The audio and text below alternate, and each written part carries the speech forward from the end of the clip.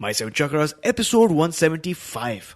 Everything in life worth achieving requires practice. In fact, life itself is nothing more than one long practice session, an endless effort of refining our motions. When the proper mechanics of practice are understood, the task of learning something new becomes a stress-free experience of joy and calmness, a process which settles all areas in your life and promotes proper perspective on all of life's difficulties.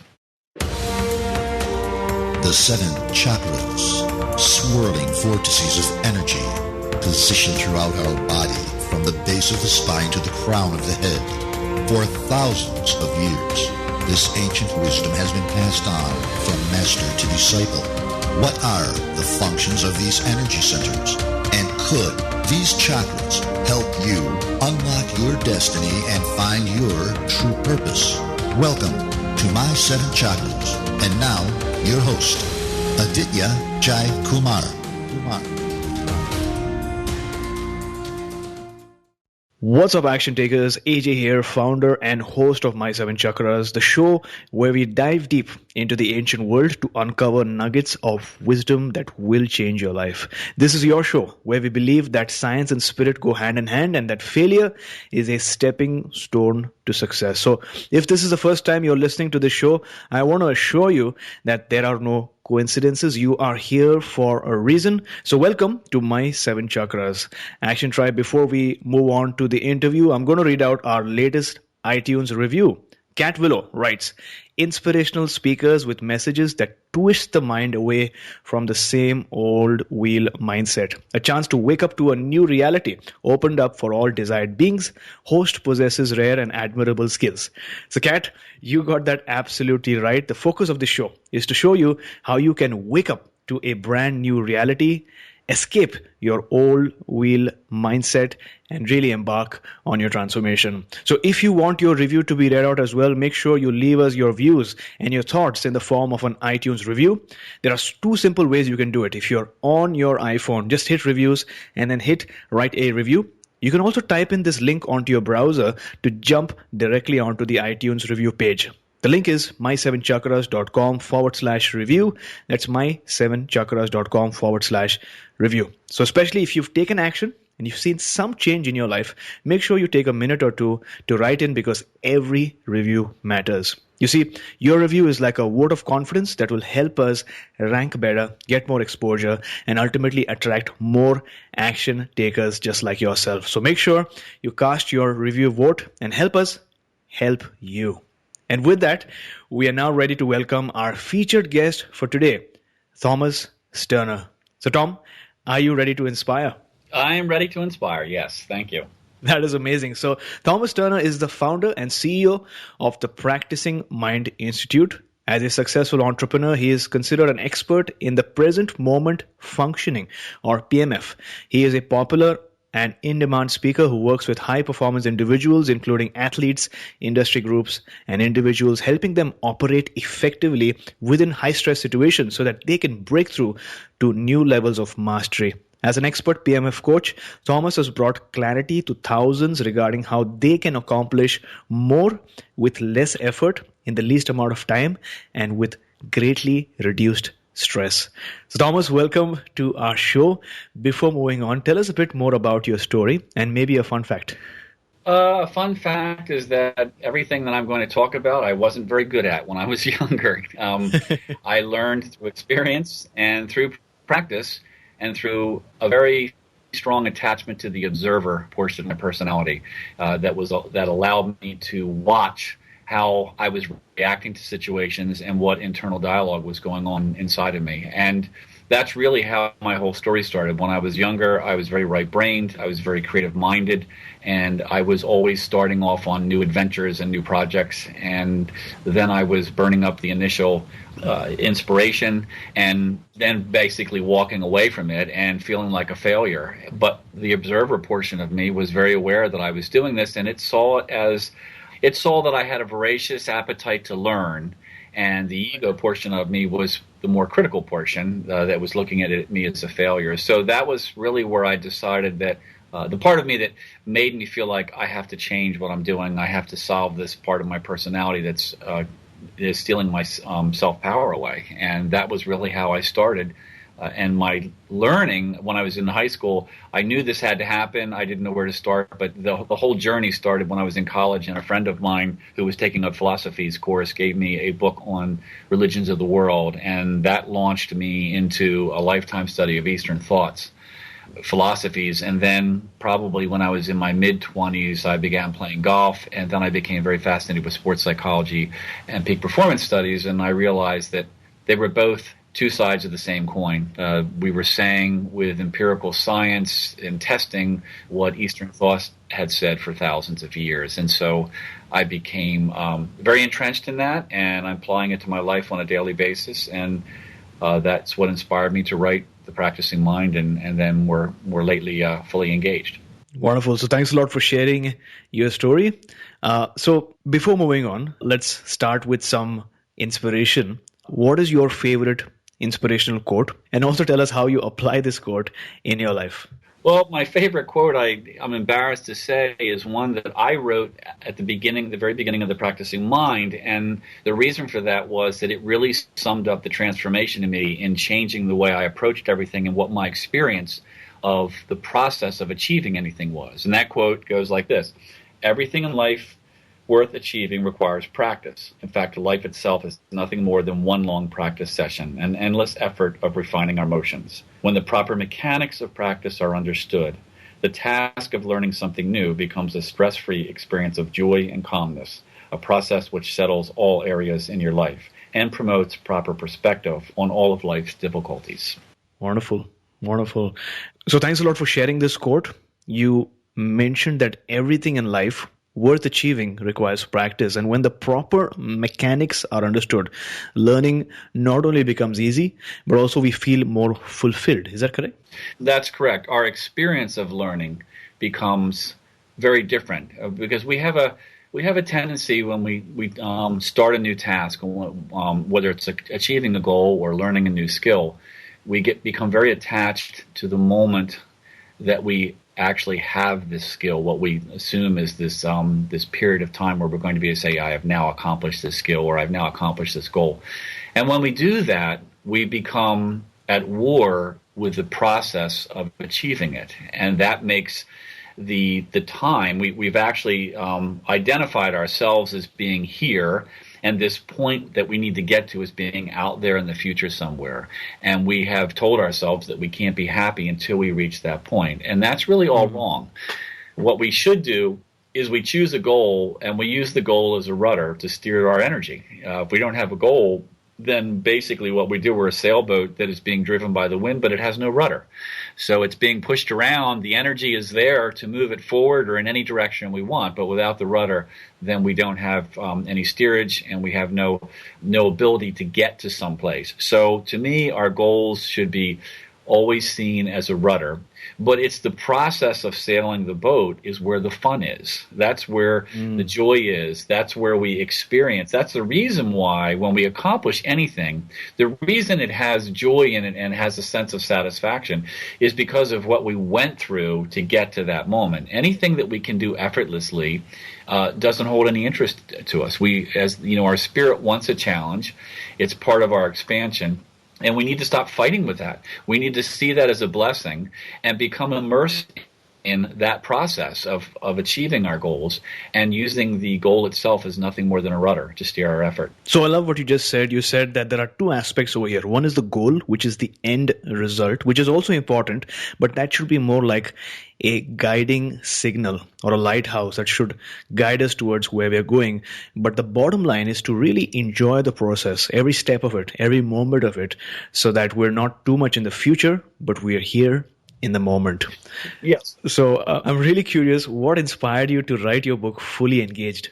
Well, Fully Engaged came, of course, after The Practicing Mind. When I wrote The Practicing Mind, which initially started out to be a book for musicians because I am a musician, and in my job as being a high-level concert piano technician and also as a remanufacturer of big concert grands, everything you do on a piano is at least 88 times, and usually it's hundreds of times. So you have to, and you're working by yourself in solitude. So you spend a lot of time by yourself in these repetitive actions. And I needed to develop a system to keep myself engaged in what I was doing and not feel bored and restless and anticipating the future. And I was also exposed to a lot of high-level musicians, but also on a day-to-day basis, I was exposed to people that were learning how to play the piano, and I saw people quitting. And I had gone through that myself. I understood this attachment, going back to what we said earlier, of this place and feeling like when I can play this well, I'm going to be happy. I understood that and why it was unquenchable, and we would give up. And I felt like I had overcome that, and I had a completely different perspective, and I wanted to keep people involved in their musical endeavors. So I initially had the idea of writing The Practicing Mind. But when I began to write the book, I realized that, well, this is just the way I approach life at this point, and it has changed every aspect of my life. So I wrote the book for all aspects of life, and I had no idea the impact it was going to have globally, or the response to it, and how many people were going to contact me. When that happened, initially I was intimidated by writing a second book, because I thought, well, I've written everything I had to say, and anything I write after that as a follow-up is going to be judged against the first book. And Right. I don't know that there's that much more to say. But because of the response, I had a lot of exposure to people in one-on-one coaching sessions, and group sessions, and workshops, and Q&A sessions. And then I started to see that people were constantly asking for more on the same subject, and they were generally asking the same questions after reading The Practicing Mind. That's when I began to feel like these are the things that people want to they want to know after they've read the first book, and I can answer those questions through stories similar to how I did in The Practicing Mind. And that was when I began to feel both inspired to write Fully Engaged, and I also felt out of gratitude. I was just very grateful for the response, and I get letters all the time from people, email from people all over the world who have never met me, and their letters are so filled with gratitude and love, and they tell me very personal stories about themselves, even though they've never met me, and how the book and my work has impacted them. I think that's I really can't describe how amazing that feels, and I felt like they were asking for more, and I needed to find a way to accomplish that. Wonderful. So you mentioned that you had these concepts, these really powerful concepts in your earlier book, which helped people not only in the music industry, but in all industries. But there were certain questions that people kept asking you during your talks, during your workshops and presentations. And I completely agree. When a person learns a technique that's really powerful, it becomes even more powerful, even more inspiring and motivating when the person sees somebody implement those techniques and see results in the form of a story, because stories really persuade and inspire. So my question is, diving a bit deeper, what is your definition of the term being fully engaged? Fully engaged means being completely absorbed in the process of what you're doing right here and now. When you do that, you have access to your full consciousness.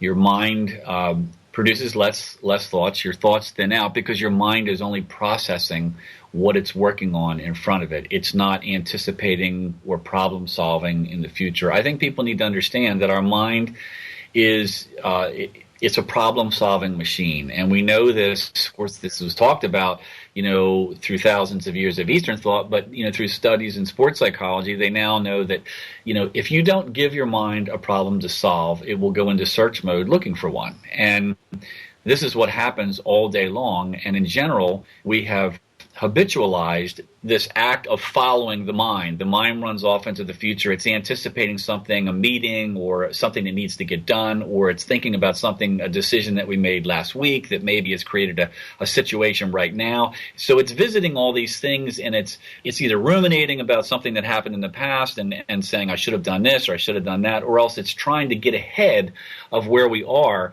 because we have too much to do in a day. So our mind says, okay, well, you're working on that right here and now, so while you're doing that, I'm going to run out in front here and see if I can get a leg up on this stuff that's coming down the road. And in general, as I said, we travel with it, and we become absorbed in every thought that it creates, and every thought that it creates has emotional content with it, and we experience that. And all of those things create this exhaustion, and they steal productivity from us. And so when we become fully engaged, we cut all of that off. We become very aware of what our mind is doing. We become the master of the mind, and we focus it on what we're doing. And as I said, our thoughts thin out. We have access to our full consciousness. And it's because of that, our productivity goes way up. And also the emotional content goes down. So our energy level goes up. It's really, this stuff has all been proven out through empirical studies for the Western mind, so we can say, okay, I get it now. It's not something that's in an ancient text. Just even though it's there, we can really see now that this is how we function at our highest level. So we really need to embrace it. Got it. Now, before learning about the how, let's spend some time in the why. Why is it important, especially in today's day and age, to be in the present moment as compared to maybe 20 years back? Well, one of the things that we're learning is that, our minds we're gaining the ability to think faster and to operate in a hyper society, because our society is hyper. And part of that is because we're connected into the media 24/7. We've got smartphones and tablets and computers and television. And so our minds are being stimulated from multiple angles all the time. If you just look at something like, if you walk into a mall or you go to a sandwich shop, you're not just standing there ordering something. There are televisions up on the screen. There is radio playing. Our mind is processing all this stuff all the time. And we are unaware that we're doing this because our mind is doing it in the background. But what is happening is our mind's ability to handle this is going up, but our ability to reel our mind in and focus it for any length of time is atrophying, because we're not asking it to do it, and because our mind is moving faster. Our mind is becoming more agitated because of all the input, and so we are losing this ability to concentrate. And this is the reason why we really need to pay attention to this, because the studies are showing that this is a paradigm shift that's happening. And I look back on the time when the printing press was created. And if you look at that, before then, there were no books out there for people to read. So the brain didn't have to read words. And when the printing press came on the site and began, we started to see books widespread, then our brain had to learn how to understand phonetics and vowels and consonants, and then string these together into words and then into sentences and create pictures in our mind. And it did that. It was an evolutionary step that went through. We don't think anything about reading something now and having this image in our head. But if you go back to before the printing press, that was a skill that our brain didn't really have. And the brain answered that when we asked it to do it. Well, the same thing is happening now with what is happening in our culture. We are asking our brain, in order to function in the culture, you have to do this so that I can stay up. And so the brain is answering that. But at the same time, it's letting go of this ability to concentrate and quiet itself and be completely present in what we're doing right now. And because we know that, that's the reason why we need to do some things to counteract that, so we don't lose that ability. Now, that's really interesting that you mentioned that our minds are being stimulated from multiple directions, especially in this day and age. I just read yesterday that when cars were introduced, the speed limit was 5 miles per hour. But these days, we seem to be multitasking even at 80 miles per hour, right? Which means more stress and less focus overall. But we just don't realize it, isn't it? It feels normal. We operate in a state of distraction all the time, but it feels normal to us. We've forgotten what it feels like to be fully engaged in something. Got it. Now, one of the incredible techniques that you speak about in your book is the thought awareness technique. What exactly is this? Well, people said, well, how do I learn to be more in the present? And my response to that is, you have to know when you're not. Okay. So you can't change that. You can't bring yourself into the present if you're not aware when you're not in the present. And that's really the catch, because what happens is, as I said earlier, our brain doesn't like being in the present moment. It gets bored with that. There's no, it wants to run around and handle a bunch of things. So it does. And because we have followed it our whole life, we have habitualized this manner of operating, and so we just follow the mind around and become absorbed in what it is and react to whatever thoughts and emotional content that it's firing off. So to me, the way that you counteract that is through thought awareness training. And thought awareness training, to me, you can use the word meditation. I don't generally use meditation because it has a lot of different connotations for different people, and I would define meditation, or if thought awareness training, it's like reading. Reading is two things. It's a skill and it's a tool. You have to learn the skill, and once you learn the skill, you have the tool. So when you learn the skill of reading, now you have this tool, and you can use that tool to read a book on investing, a book on raising kids, a cookbook, a book on a religious text to inspire you. You can use that tool for all these different things, but it is a skill that you develop. And thought awareness training is the same thing. You learn the skill of being two things: being aware of what your mind is doing without your permission, and learning to pull the mind back onto task. Once you have that skill, then you begin to able to use it to focus the mind on different things, to pull you back into the present moment, to be aware of when you're not in the present moment. You can use it to be aware of. There's a big difference between having an impatient thought and being aware that you're having an impatient thought, and being impatient. When you're being impatient, you're absorbed in your impatience.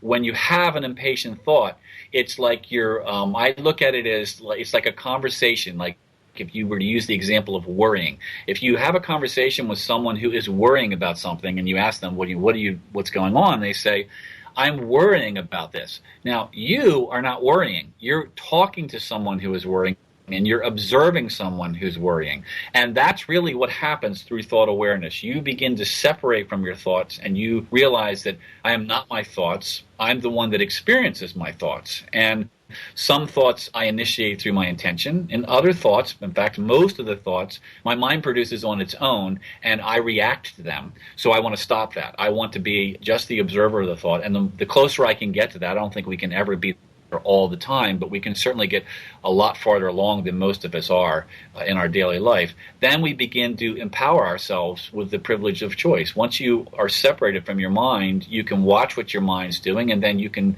say, this thought, I know where this thought's going to take me. I know how it's going to make me feel. It's not productive. It doesn't serve my purposes. It doesn't serve my happiness. So I'm going to direct the mind over to here. Now, this is something that, going back to the worrying thing, if you say to somebody, well, worrying is a thought. If you didn't think, you couldn't worry, because thought is the vehicle for worry. So just stop the thought. Well, I was raised. You can't help that. You can't help your emotions. You can't help your feelings, and that's not true.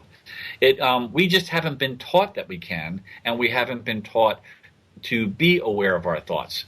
We've just been absorbed in our thoughts. So that really is what thought awareness is. Thought awareness is a training that teaches you the two things: be aware of your thoughts, and by pulling your mind back, it's like a repetition in exercise. Every time you do that, your will strengthens. So now you have the privilege of choice and the strength to make the choice. It accomplishes both of those things. And we're talking about 10 to 15 minutes a day. It really isn't. It isn't a big sacrifice to make, and the amount that it empowers you is really unimaginable. So there you go, Action Tribe. Thought awareness is a practice, but the step one of that practice would be to become aware of those moments when you're not in the present moment. Right? So become aware of when you're not in the present moment. Maybe you're thinking about the past or of the future, and become an observer of your thoughts. And obviously, number two is, during those moments, pull your mind back into the present moment, into what you're trying to get focused on doing, because the idea is to realize that you are not your thoughts. You are someone that is experiencing your thoughts, but not your thoughts themselves. Now, Tom, you've written about premeditated procedures in your book and how they help with navigating situations. What exactly are these procedures? Well, the procedures can be for anything.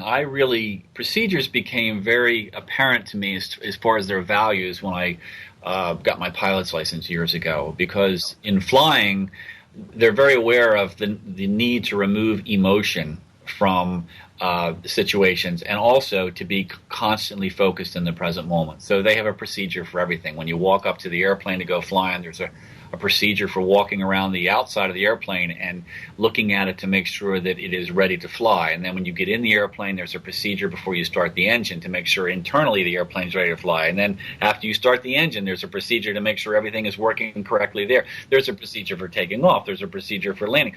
Everything is a procedure, And when you practice these procedures over and over again, what happens is that they do pull you back into the present moment. They do allow you to escape the drama of the emotions that can be in situations. So here's an example. When I was asked to solo for the first time, I had this vision. We went to an airport and the instructor got out of the airplane, and I didn't know he was going to do that. And he said, okay, I want you to solo. And what you have to do for your certificate is you have to do 3 full stop takeoff and landings in the pattern. So I had to take the airplane off, fly around the pattern, come back, set up the landing, land the airplane, and come to a complete stop, go through that 3 times. And in my mind, I'd only been flying 10 hours, which was the least amount that the FAA would allow before you were allowed to fly the airplane. So in my mind, I thought, I can't believe I'm going to take this airplane off and I'm going to be completely by myself in 3-dimensional space. Because it's not like a car where, if you got into a panic, you could just take your foot off the gas and pull over to the side of the road. You can turn the airplane upside down pretty easily. You can definitely end your life. So I had this feeling like this is going to be a panic situation. It was really very anxiety laden. But what I found was I rolled out onto the runway. As soon as I hit the throttle to take off, it was a procedure that I had done so many times up until then that I just dropped into this procedure, and it was very anticlimactic. I thought, well, there's nothing to this. I just did everything I had practiced over and over again, and I did the 3 takeoffs and landings. It was no big deal, and it really made an impression on me of the value of knowing of having a procedure and practicing it so you could drop back to it. Now, later, I began to use procedures in situations where I felt that I struggled, whether it was a particular person who was difficult to deal with or a type of situation that would repeat itself in my life on a regular basis. And I would notice because my awareness of my thoughts was going up through my training. So I would be in these situations and I would have anxious thoughts, and I would be, I'm having anxious thoughts. I need to work on this. I would be separated from them. So I thought, how do I deal with this? Well, I realized through the training in flying that you need to make your decisions on how to handle a situation when you're not in the situation, because you don't have the clarity and there's too much emotional content when you're in the situation. So I began to look at situations that I found stressful and to say, if I could do anything in this situation that I want, if I could process this situation any way that I want, if I could act any way in this situation that I want, what would that be? And that was, again, outside of the situation. And then I would sit there in a totally present moment and come up with a procedure of how I was going to react in that situation. And then I would decide on a trigger. What is going to be the trigger that sets this situation off? So if, for example, it's a particular person, it could be when that person comes in the room. There's the trigger. Now my procedure is set up and ready to run.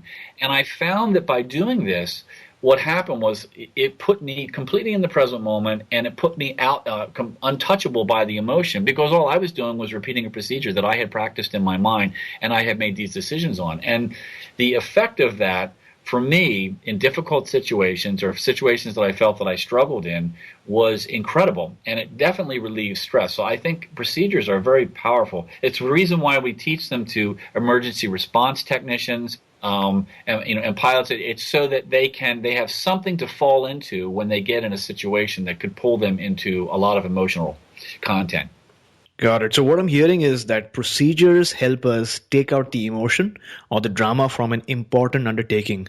And flying is an industry that definitely needs a clearly defined and emotion-free procedure, right? Because you sort of highlighted the stakes that were involved. If you make a mistake when you're in a plane, you lose your life. And when you're 30 feet high above the earth or in a tense situation, as you mentioned, a procedure can help you attain the outcome that you want without the emotions, without the drama, without the heightened stress that you might experience when you're in that moment.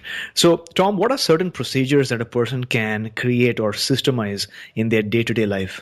Well, one is thought awareness training. That is a procedure, and I think it's very easy. There are guided meditations. I do not think they're very powerful and wonderful, but they're not applicable to thought awareness training because they require you to think. Someone is giving you instructions, and that requires the mind to process it, and that's really not what we want. We want we want our mind to be as still as possible, and we want to just watch what our mind does while we're asking it to be still.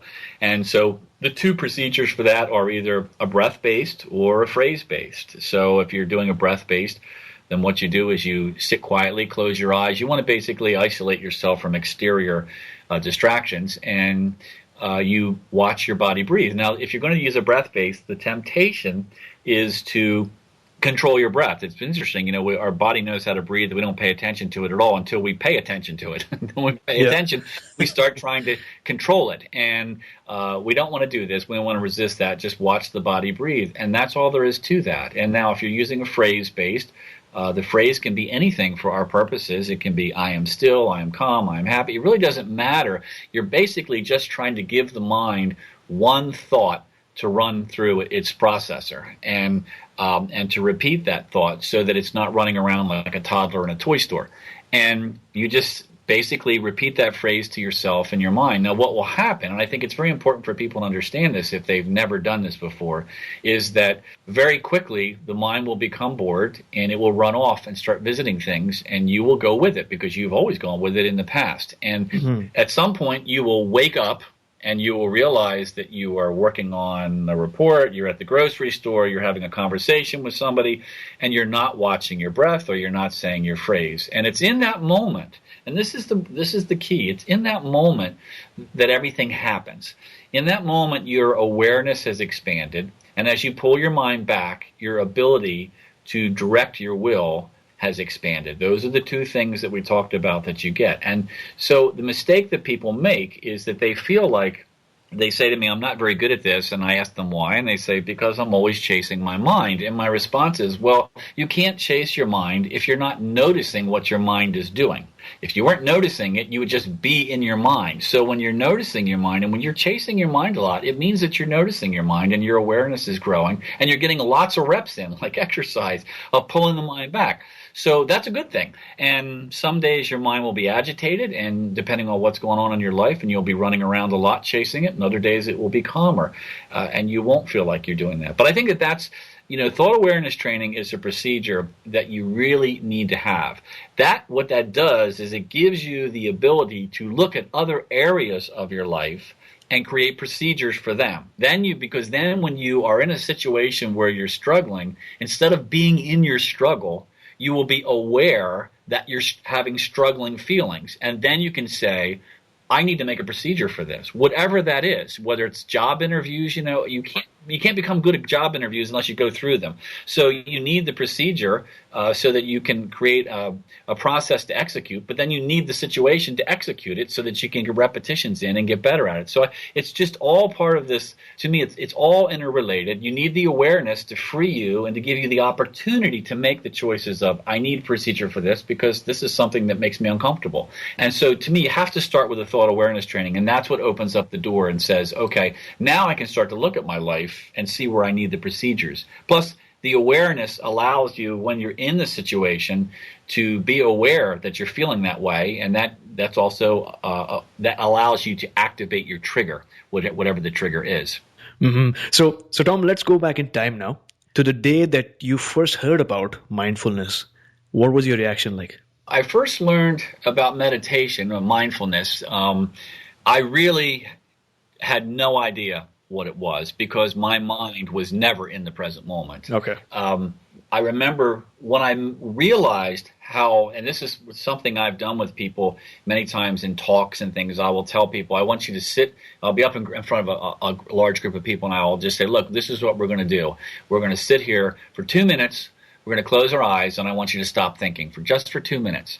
Well, nobody can do it. And what happens is when they wake up from that, and I go, how did you do it? And everybody's saying, I just couldn't do it. I can't believe my mind was here and there. And so for many people, it's the first time in their life that they have this realization that their mind will not obey them. Even when they're telling it, do this, it still disobeys them and goes off. And that's how it was for me. When I was in my late teens and I first heard about meditation and I heard about mindfulness and I started trying to be more mindful, I realized how little control I had over my mind, and I realized how overactive it was. And that was when I realized that I needed to change that. And then as soon as I began to experience mindfulness, even in a very small period of time, and that's what's important. My sister one time called me on the phone and she said, I tried to be in the present moment yesterday and I wasn't very good at it. And I said, well, the problem with the statement you just made was the word yesterday. I said, you can't be mindful all day long. I said, so what you should do is say, I'm going to be mindful. I'm going to work at being mindful from 9 o'clock to 10 after 9. Let's just see what it feels like and if I can do it. I said, but when you start to say, I'm going to be mindful today, I said, you've given yourself an impossible task, even for someone that works at it all the time. And I think it's very important to understand that.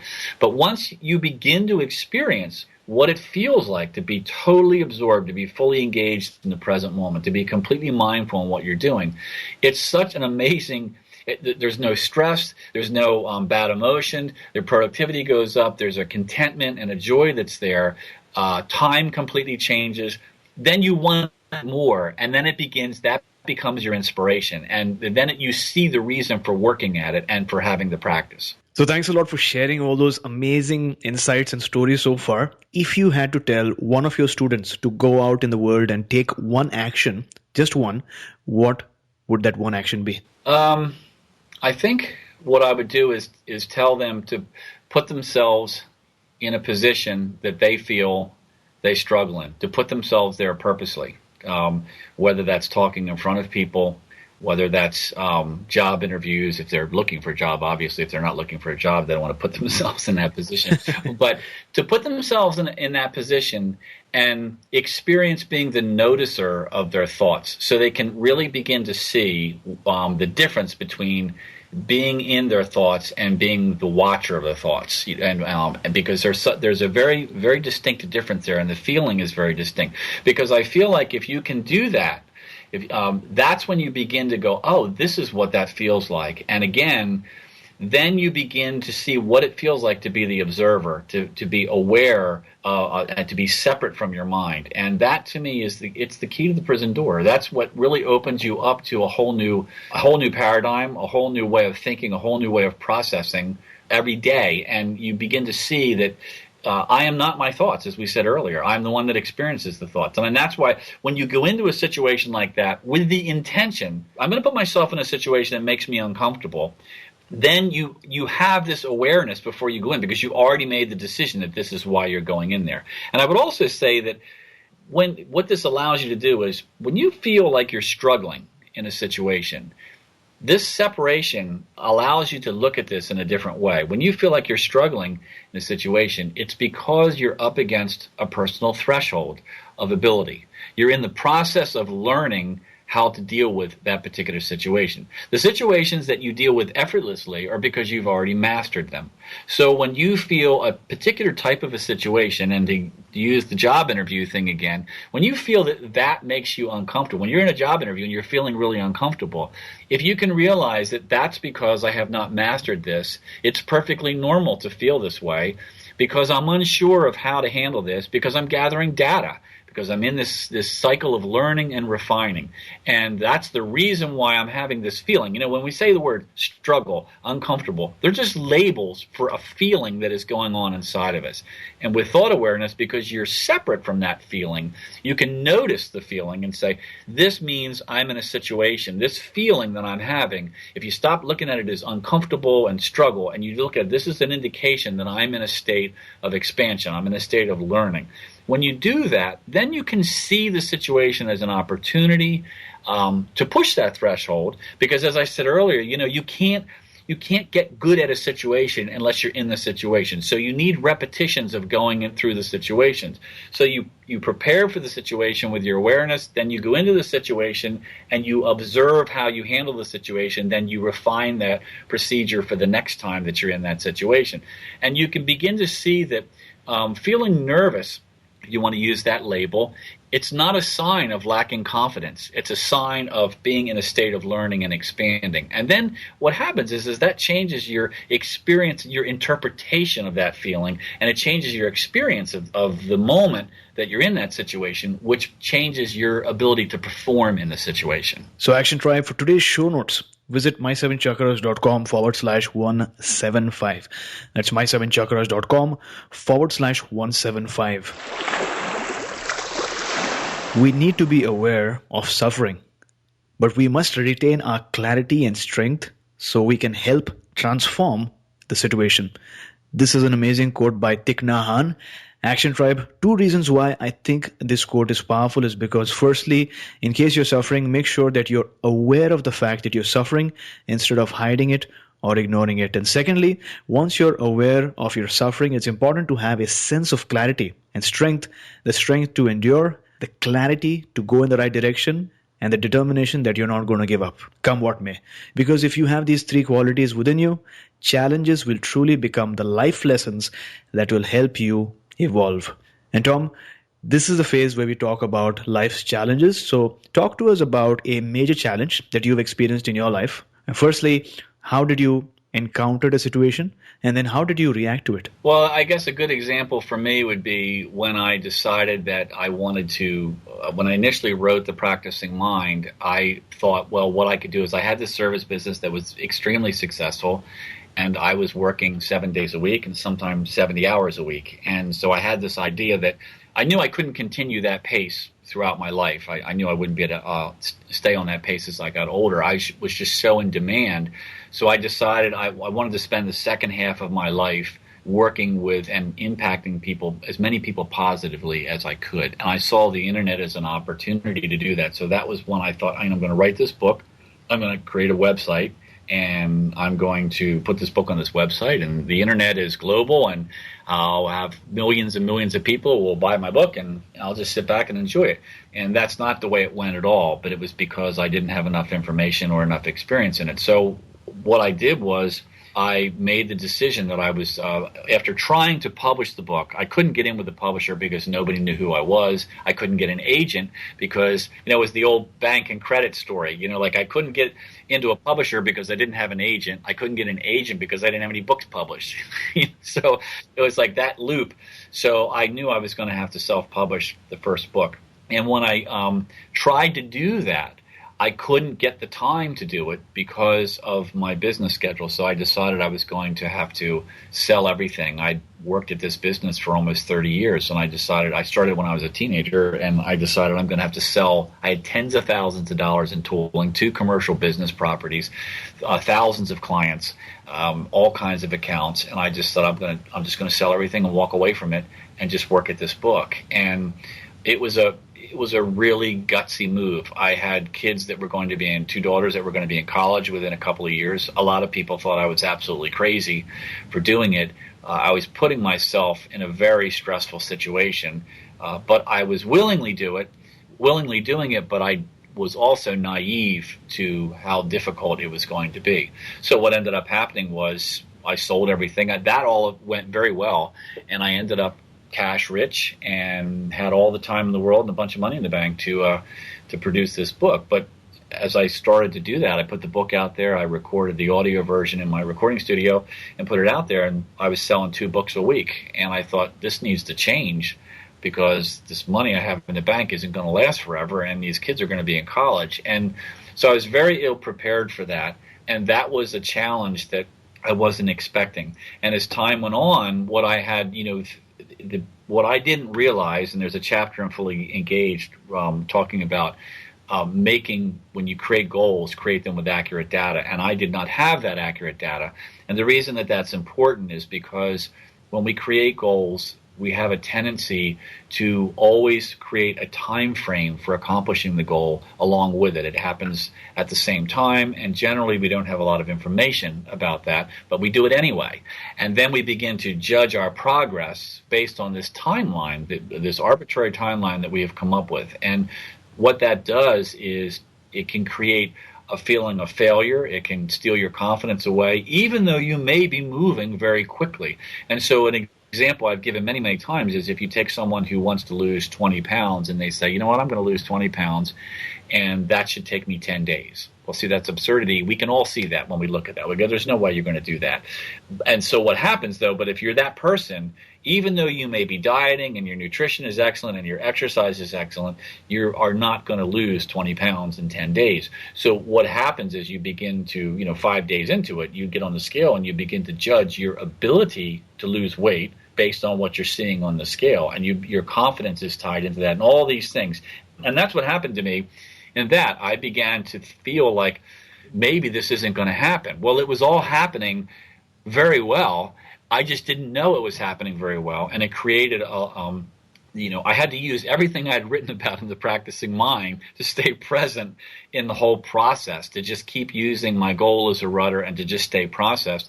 It actually took years for it to happen, but as I stated early on in the show, the book ended up being a worldwide bestseller, but it was like, I don't want to say a 10-year overnight success, but it took it a while to happen, and that was my challenge that I had to learn, and I learned an awful lot about that through that, and that's why I wrote about it in Fully Engaged. Well, thanks a lot for sharing your story with us. If you had to share with our listeners one major life lesson from your story, what would that one major life lesson be?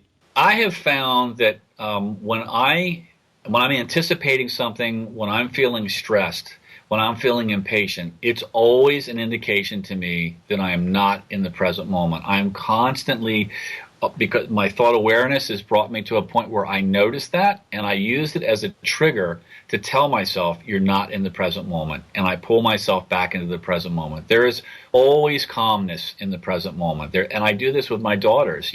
They call me on the phone, and they're catastrophizing something in their life, and and I tell them, instead of reaching for these problems, just stand still and let life come towards you and process each moment at a time. It's amazing when you do that, how your life changes and your experience of your life changes. So for me, that is the one thing that I always hang on to. Whenever I'm feeling upset or sad or anxious about something, it's always a trigger for me that I'm not in the present moment. And I have found that when I just remind myself of that and I pull myself back into the present moment, that stuff dissolves and I'm able to refocus and to find some inner calm. So thanks a lot once again for sharing your story. I think your story is really inspirational, largely due to the fact that many of our listeners are trying to make a transition in their lives as well, whether it's a change in business, a change in mindset, a change in habits, because changes are challenging and difficult. And you said that when you wrote your first book, you were working really hard and long hours during the week. And you decided at some point in time that you wanted to make a change in your life and impact people through your book and through the power of the internet. And although you had that clear focus, that's not how it went initially, because you realized that you did not have the right information. You did not have an agent. You did not have a book publisher.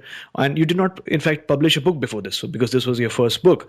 And also you did not have the time to focus on your book due to your business taking up a lot of your time, energy, and the fact that you had many clients as well. But you decided to make a difficult decision to sell your business. And I'm sure it was such a hard thing to do, especially since you had a family, you had 2 children. But you took some time to make the decision, but you took that decision. And once you did that, you realized it was the right decision because you had the capital, you had the time, and you now had the energy. And then you decided to write down and create those goals and ensure that you were focusing on the timelines as well. And I think that was the winning combination for you, because you were able to not only take action, but also ensure that those timelines were meaningful. And also you were able to embody your lessons that you wrote down in your books by staying present at all times. So that's what you taught us today, effectively, is to really stay present in the current moment, no matter what challenge we're going through. So thanks a lot for sharing, Tom. Oh, you're welcome. My pleasure. So Action Tribe, as you take the lessons that you've learned today to put into action, remember that you can't achieve greatness all by yourself. The very fact that you're here, where you are, listening to this episode right now is due to a group of people who've helped you at some point in your life in some way or the other.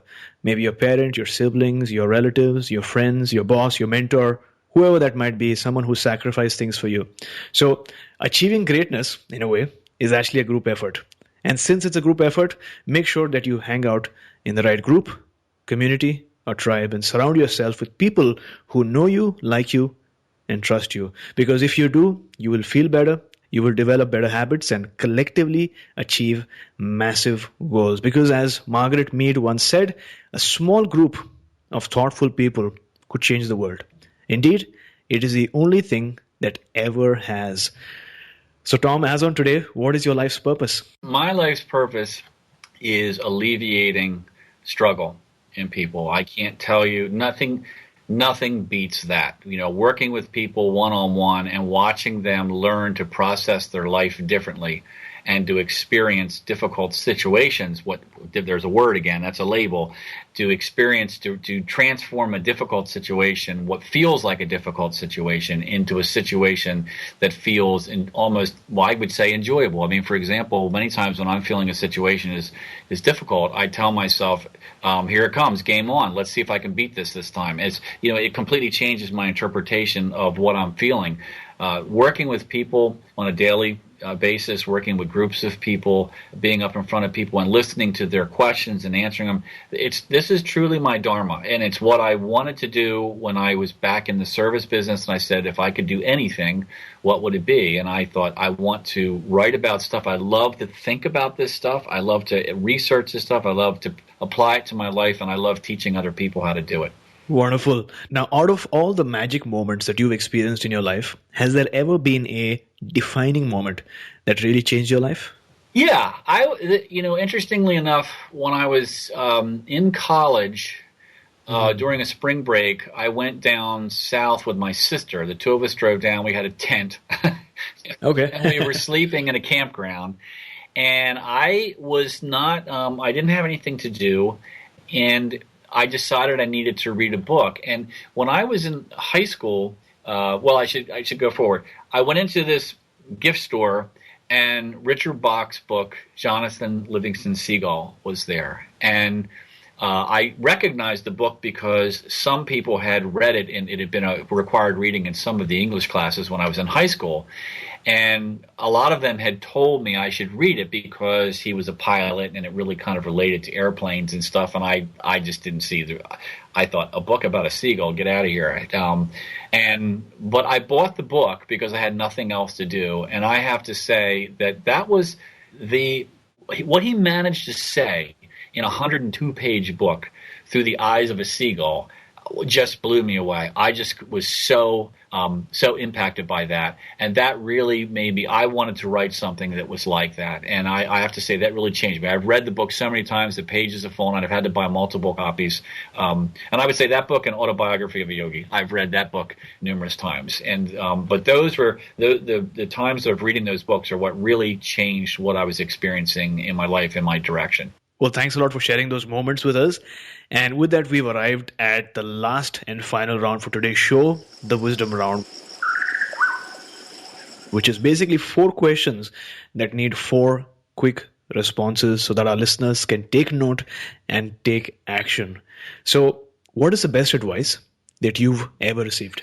The best advice I've ever received would have been to start a meditation practice. That was the best advice. So that was given to me by in a parapsychology class that I studied, and that was the first time when I was probably 19 years old when that happened. That I would say that's changed that's changed. That's definitely a game changer for me. So name a personal habit or a daily practice that keeps you strong. Every morning I walk 6 miles through a wooded path, and you're surrounded by acres and acres, so you're surrounded by the sounds of nature. There's deer, there's fox, there's crickets. It really does recenter me and get me prepared. It clears my mind. Sometimes it's a walking meditation. Other times I will allow my mind to run. If I feel like my mind needs to chew on a bone that's bothering me, I will give it permission to do that while I look at the trees and the leaves changing or whatever that is. So every morning I do that, and that is very, very necessary for me. I miss it when I can't do it for whatever reason. I walk in the rain. I walk when it's cold. Every one of those experiences has something to offer. So what is your morning routine like? I get up around 4:30. I do a quick read on email, have some breakfast. I usually give my father a quick call. He lives 100 miles away. Talk to him for 15 minutes. After that, I go for a walk. When I come back from the walk, I do about a 45-minute meditation, and then I what I'll call thought awareness training. And then after that, I begin my day. And my day today is, when I say today, I mean my job is basically writing articles and working with people. So I do those things every morning. I go to bed pretty early by most people's standards, between 8 and 9 o'clock. And I usually wake up around 4, something like that. And then I get up and I'm ready to go. Thanks a lot for sharing. Now, we've spoken about a couple of books, but if you had to recommend one book for our listeners, what would that be? I guess it would depend on what you're trying to accomplish. You know, for me, the autobiography of a yogi is, if you're looking to expand your awareness of Eastern thought and experiences, that's really a classic, as I said, that I've read several times. The other book is George Leonard's Mastery, which is really about how our culture is anti-mastery. He's no longer alive. He wrote the book, I believe, in the late 90s. But he talks about how when we're working on anything, any skill, there is a lot that's happening in the background. We're just not aware of it because it hasn't surfaced. So, and then what happens is we bump up a plateau. But our whole culture is designed to be anti-mastery. And as he says, you know, when we watch television commercials, what they show are the climaxes of everything. The people are driving the expensive car. The people are on the vacation. It never shows people in the process of accomplishing these things or achieving these things. It always shows them they're there. And that way we end up feeling that life is passing us by because we don't have these things and we don't want to spend time getting them. We just want to have them. So it's a very good book. Yeah, I think that's really profound because so true, right? I mean, ads show people who have already experienced those, traits of success, but they don't show the struggle and the challenges and the issues that people have in the path that leads them there. And that sometimes demoralizes people because it sort of overwhelms them a lot. So thanks a lot for putting that thought into our interview today. Yeah, and like I remember seeing a very famous country western music singer say, you know, he was a multimillionaire, and somebody said it must be great to be in your position, and he recounted everything. He said he called it a 10-year overnight success, but I mean, he was broke. He worked as a dishwasher. He went through all these things trying to get record contracts, and it was where he was. It was a process that took him years, but all people saw was him on the stage singing and getting paid all this money, and that's where I think we really missed the boat. We are led to believe that if we don't have this and that and this and that, where our life is falling short of where it should be, and that's really not the case at all. Mm-hmm. That's truly profound. Thanks a lot for sharing. And it was phenomenal today to have you on our show. Before you go, tell us one thing that you're grateful for and tell us the best way we can find you online. What I'm grateful for is that I have the amount of feedback that I have gotten from people that have been exposed to my work. I really feel that my life is completely fulfilled between these two books, because it has allowed me to interact with people all over the world in all different circumstances, everything from people that are in developing countries trying to become entrepreneurs to capital investment firms in New York. It's just, university presidents to high school students. It's just absolutely amazing. And I'm so grateful that my life has turned out this way. And as far as getting in touch with me, people can find me on tomsterner.com, so just TOMSTERNER.com, and from there they can find my other sites, which is the Practicing Mind Institute, and also there is a site specifically for the Practicing Mind book, which gives more information about that. But they can contact me through those sites. They can set up a free appointment if they want to talk to me about working with them, just to see if we're a good fit. I'd love to talk to you. So Tom, once again, thank you so much for coming on our show, talking to us about the power of our mind and taking us one step closer to a human revolution. Thank you for having me. I've looked forward to it, and I've certainly enjoyed it. You were listening to My 7 Chakras, Go to mysevenchakras.com. Download your free gift, get inspired, and take action. Transform your life today.